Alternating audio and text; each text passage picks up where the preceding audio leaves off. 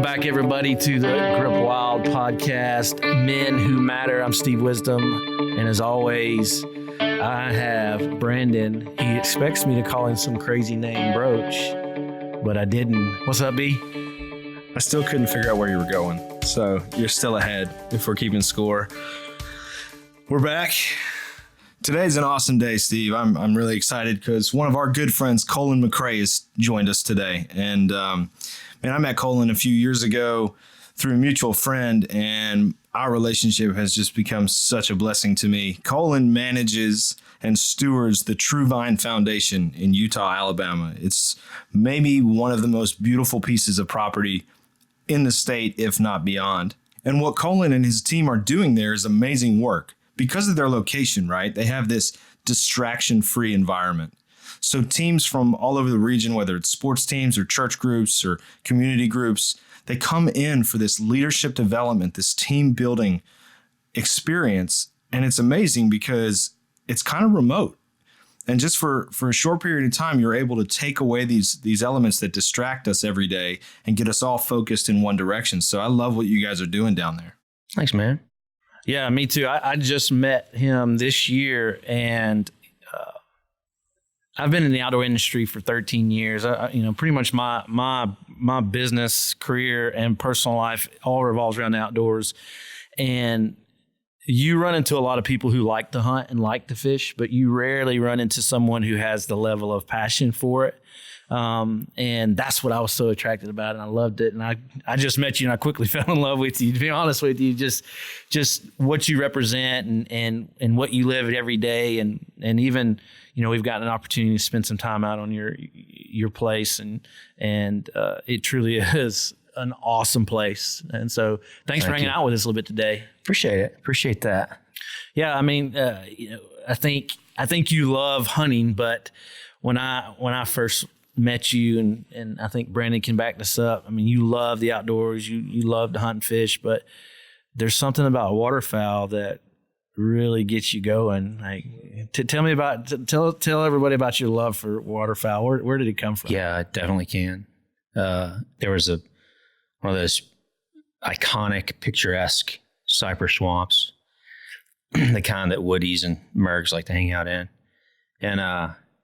and my dad had taken myself and my brother out to a particular tree, and I just had those hip boots on, and I had a Stevens single shot break action 20 gauge. We were at this tree, and this wood duck came screaming by like they do, dodging trees at 90 to nothing. It's a pretty epic thing to watch, and I put the beat on the bird.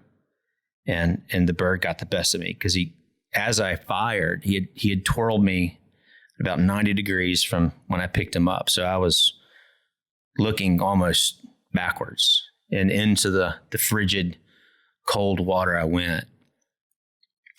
And as Dad took me to the old blazer and fired it up to get me warm and get my toes in front of that heater, then it resonated with me because this is way more proactive than deer hunting, where I'm sitting in a stand or in a box. It's incredible in that the best time to duck hunt are the most miserable conditions. And it just hit me. This is cool. This is where I can thrive as a naturalist, as an outdoorsman, as a hunter, as a steward. It really resonated when I went to school, and my buddies were like, "What'd you do?" You wouldn't believe what I did. I fell in frigid, ice cold water while I was shooting guns at birds, and they were like, "That's a lot cooler than building a fort in my backyard." You got to do it with guns in frigid water. So, and that's when duck hunting became a passion, in that the more I poured into it creatively, it was special because you had a lot of skin in the game. Yeah. A whole lot of skin in the game. Isn't it crazy how when we tap into these memories, these really, really important moments in our life, the details just come back. It's crazy how that experience, man, it marked you. It really made an impression on you. But you grew up around it, which I think is incredible because it's different than the way I grew up. I didn't grow up around the outdoors from a young age. I'm kind of late into the game. But I think your story and my story are still similar because we both reach a point. Everyone reaches this point of, man, I've got a little bit of independence and I've got a little bit of, I want to try to feel out some other things. And so even growing up in the environment where you grew up with those awesome experiences, you still reach the point of, man, I want to spread my wings a little bit. I want to get away and kind of see what the world has to offer. And so I know you stepped away from Alabama, stepped out away from the foundation and that property for a little while in your journey. What was that part of your story like? Like most, if you grow up in a secure home, it's awesome. And then when you leave the nest, you're exposed to things quickly. And thank goodness I had parents who poured into me and gave me some foundation with some core values. And I always had. It was really weird. I always had this faithful relationship. Like I knew God was God and I knew he was in charge and I knew he could move mountains. But I wasn't very dependent on him. Like I was awful at spending time in the Word. I was awful at being intentional about having a community of believers that I shared time and just fellowship with, time and coffee with. And that facilitated all of these kind of adventurous type scenarios that I would go through to fill that void, I mean, great time, but nothing that I ever did had any kingdom impact or eternal purpose, And so therefore it's kind of a loss in my book, So you had this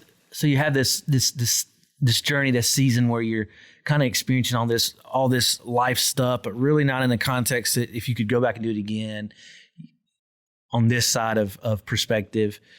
But there's this moment where you come back, and I wouldn't go as far as maybe saying the prodigal son journey, because it doesn't sound like that, but it's this element of I'm coming back and getting back in the lane of and identifying the reason why I'm here and what I'm supposed to be doing, and it kind of leads into that moment of where you return and you have this moment, this experience of you see it, you feel it, you experience what I'm supposed to be doing, why I'm supposed to be doing it. Tell us a little bit about that moment. So I didn't know how jacked up my life was until I had that external experience outside of church or small groups or Bible studies or whatever. And it was a very tangible moment, like a literally tangible moment. So you actually had a moment after you'd stepped away from everything that you grew up around and kind of tried to do it on your own. You had this moment where, you just felt like you found your space, you found your zone, right? It was planting the vineyards. So I came back from school and we decided we needed to do something to make the place profitable. And we planted all these vines. And after we did, it was pretty crazy. Sorry.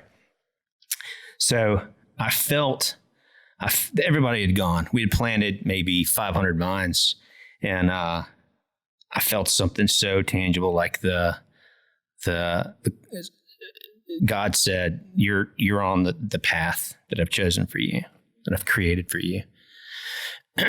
And it was like I could eat it, I could taste it. It's like it was that time when I realized, wow, everything up until that point, from leaving the incredible environment of my family, my home, and going off to boarding school and then going off to college, that was just tons of fun, tons of incredible accomplishments. I feel like not from a a scholarly standpoint, but certainly from an extracurricular standpoint. Even mission trips to Guatemala, thinking, man, I saw this going a lot differently in my mind. Because I was there, it was like I was doing it on my own terms. And so that's the kind of stuff that I was giving myself pats on the back and sticking feathers in my cap. But then that day that we planted the vineyards and I had that experience when I literally felt the presence of God give me a okay. I knew, okay, I'm doing what he wants me to do. And so from that point, I figured out that, okay, well, that's how it makes me feel when I recognize that I'm on the path that he's created for me and I'm fulfilling that plan. I think I need to stick to it, you know? And so, yeah, that path directly required dependence, right, in him, and not independence from him. And that's a hard thing for, you know, a young professional, or you're still a kid when you're in your young 20s. That's a hard thing to grasp, to wrap your mind around. I mean, that's so true, because it really is. I mean, it's tough to be a man and be chasing these things and be so, man, I got to control it. I got to get my stuff. I got to make it happen, right? And really what we're finding out and what we're living out is, man, there has to be an element of dependence in your life. In other words, like it can't all be on you, because if it is, that's a bad position. I don't want it to be all about me. I don't want it to be all on my shoulders, man, because I know I'm limited, right? The struggle is real, right? Even when you're independent and you think you got it all figured out. And if I had not, you know, had those experiences as a child and my parents hadn't created those incredible memories and opportunities to pour into me and to establish those core values, you know, it would have been a lot harder for me to circle back and remember what is important. One of the things that you mentioned was this instillment of core values into your life, brought on by your dad and your experience, which really kind of sets you on a path moving through your developmental years and then eventually coming back to Utah. And I think that's an important thing to talk about. One of the core values, we talked about it a couple of weeks ago, defining the non-negotiables in your life, finding those things that no matter what happens out here, like these are the things that these aren't going to change. And what are some of those core values for you, for Colin McRae, that have shaped your life, your impact, shaped your journey everywhere you've been? Well, for sure, the culture of honor. That's so important in my life, and I think trust is epic in that so many things have to go into trust for it to happen. For trust to be utilized in relationships, there's got to be, you know, accountability. There's got to be transparency, and that's not just relationships like marriages. That's relationships like businesses and friends, for that matter. You know, I depend on my inner circle of dudes to be incredibly honest with me about my character, to hold me accountable for where I fall short, with things like kindness, love. I mean, the fruit of the Spirit is kind of all you need, you know. But the one that really resonates with me, because it's just so peachy, is joy. You know, I love joy because I'm kind of a grumpy person, and when I'm around joyful people, they mellow me out. So I love that. But on the ropes courses, we you know, trust and accountability are really big because they're kind of foundational for the other core values that are so important for your success, if it's in relationships or business or whatever. They got to be there. They got to be in place for you to be able to grow in a normal environment, of course. So we always like to leave our listeners with a step, an action step, something tangible, something they can walk away with, work on, implement, do right now this week. And based off what you guys do at the foundation and what you see from week to week, what could you give everyone listening, something tangible to walk away with today? Right on.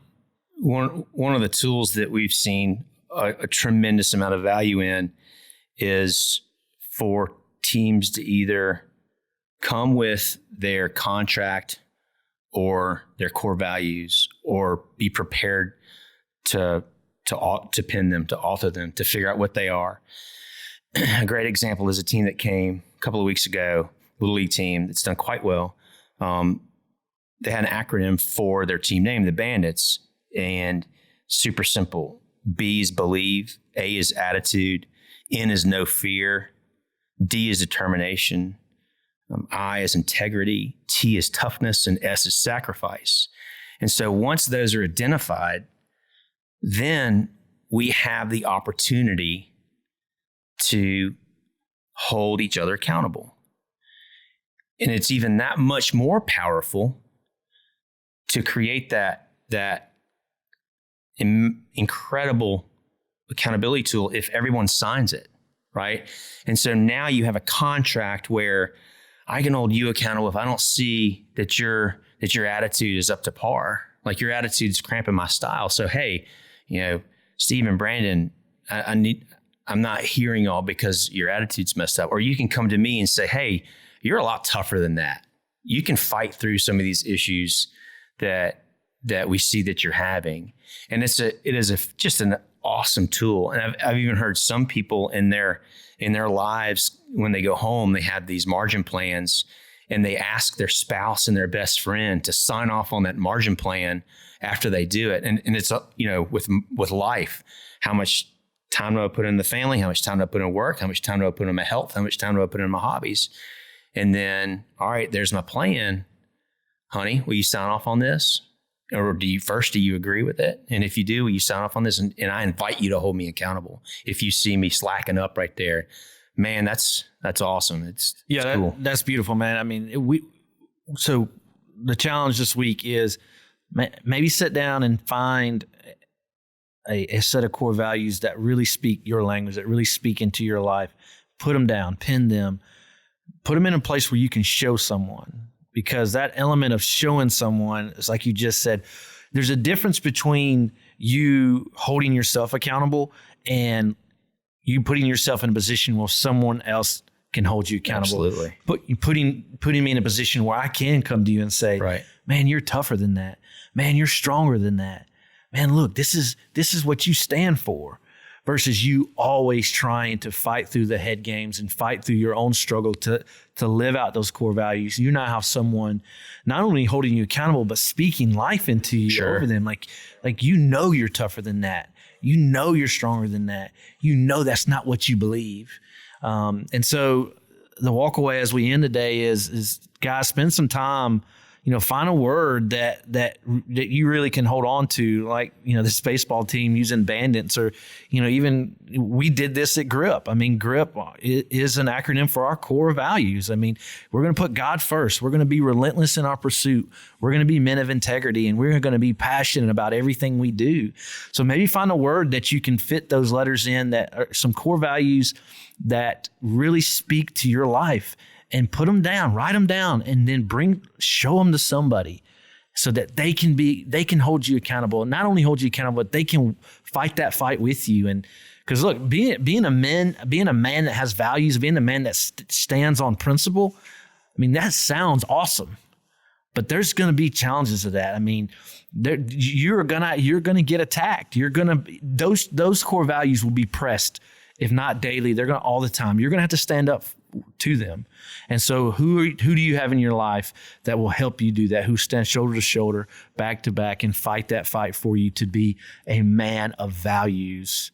Because if you do, we believe, as always, man, we believe that taking these steps, you'll look up and you'll be living a life that's far greater than you ever hoped for or imagined. You'll be living out a purpose that was created for extraordinary results, and you will be experiencing more fulfillment in your life than you ever have. And so, man, thanks for hanging out with us this week. Man, we love it. We love, as I said in the beginning, I just love your level of passion for the outdoors, not just your enjoyment of the outdoors, but you're passionate about it. And it's a soul tie. And I love when I meet people who have the same kind of soul tie. And so, man, until next week, remember, you are a man who matters.